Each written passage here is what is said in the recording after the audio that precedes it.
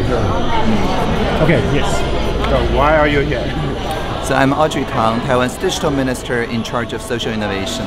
As part of our social innovation plan, our regional revitalization centers on having each country, small towns and rural areas, indigenous areas, co-create their own visions instead of having the national government in a top-down fashion to dictate their development regions. And because of our new indigenous transitional justice plan, especially in indigenous lands, we aim to have the indigenous people to co-create what they want to be known for instead of what they have been traditionally assigned of.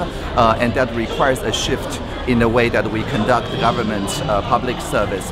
As one example, I tour around Taiwan and talk with the people's co-ops and indigenous associations and so on, and with the 12 ministries in Taipei City in two-way teleconference. So instead of asking people to come to the space of technology, we bring the technology to the people so they can be in their own tribal assemblies, their own ways of talking, and me as a ethnographic or just hanging out with them and bringing along the 12 different ministries through telepresence to hang out in their own natural habitats. And that is the way that we're shifting our public governance into a co-creational model instead of a top-down model. Wonderful. Can I just quickly ask one question? Is this in response to the President's apology to the indigenous people? Yes.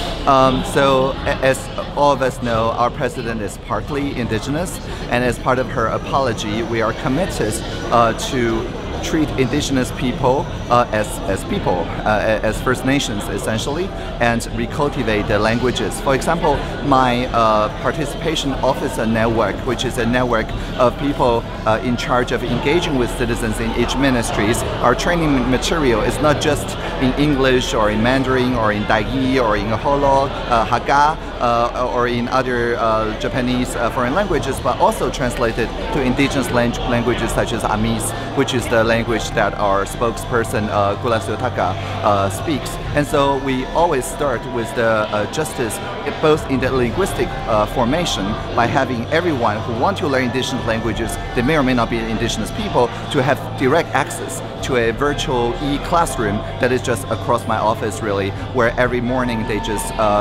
form a language circle and learn from each other. And also our public documents are also translated into indigenous languages in the counties where there's over 50% of indigenous representation.